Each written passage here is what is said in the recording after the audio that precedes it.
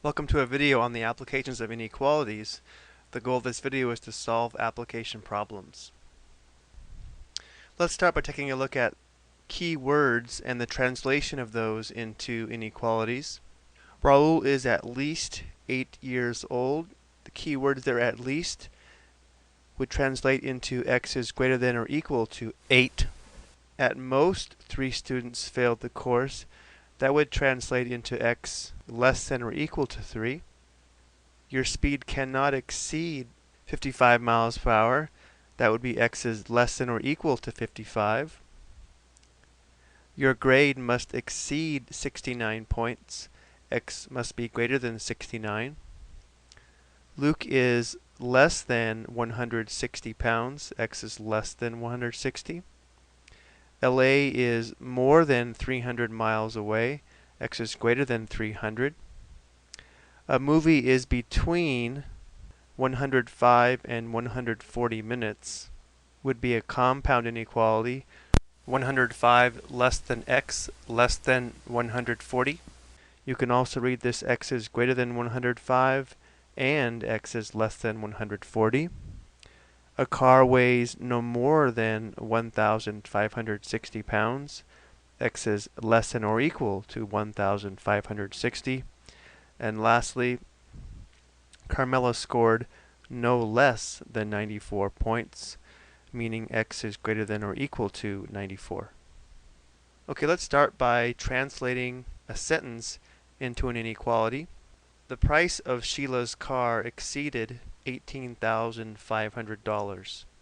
So if we let P equal the price, we know it could be more than 18,500.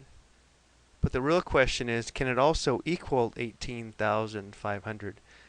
If we read this again, it states the price exceeded 18,500. So that means it could not equal that. It had to be more than that. So we're done here. Number 2, Glendale Community College is no more than 15 miles away. So the distance D is no more than 15 miles away. That means it could be less than or equal to 15 miles. And lastly, the monthly rental cannot exceed $625. So it can't be more than this, so of course it could be less. But again, the question becomes, can it equal 625?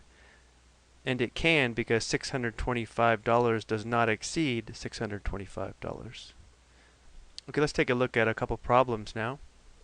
Pete's Plumbing charges $65 plus $60 per hour for plumbing repair.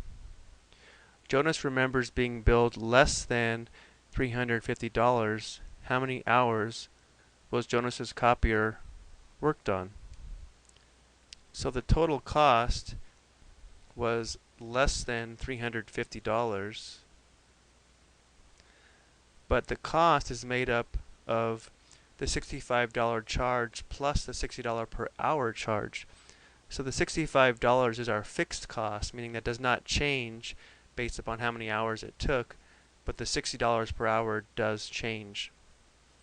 So if we let x equal the number of hours, we can replace the cost with $65 plus $60 per hour, so 60 times x, which must be less than $350. If we solve this inequality for x, we'll know how many hours the copier was worked on. So we'll subtract 65 on both sides. This will give us 285. Divide by 60.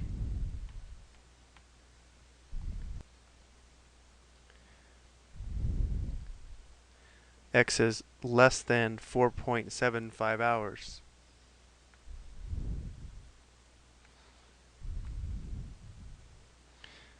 Now, if this company bills to the nearest hour, X would have to be less than 4 hours. But if they did bill for fractions of hours, it could be any value less than 4.75 hours. We don't know the exact length of the job, but this gives us an idea of what's possible for how long the job took. Let's go ahead and take a look at another. Samantha has test grades 86, 88, and 78 on her first 3 math tests. If she wants an average of at least 80 after the 4th test, what possible scores can she earn on the 4th test? Well, remember, to find the average of the 4 tests, we would add them up and divide by 4. So if we let x equal the score of the 4th test, the average of the 4 tests would be obtained by taking x and adding it to the 3 other test scores and dividing this by 4, and she wants her average to be at least 80, which means it has to be greater than or equal to 80. So now if we solve this for x, the first thing we do is multiply both sides by 4.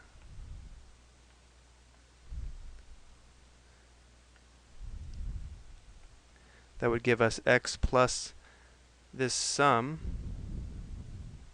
which is equal to 252, greater than or equal to 320. Subtract 252,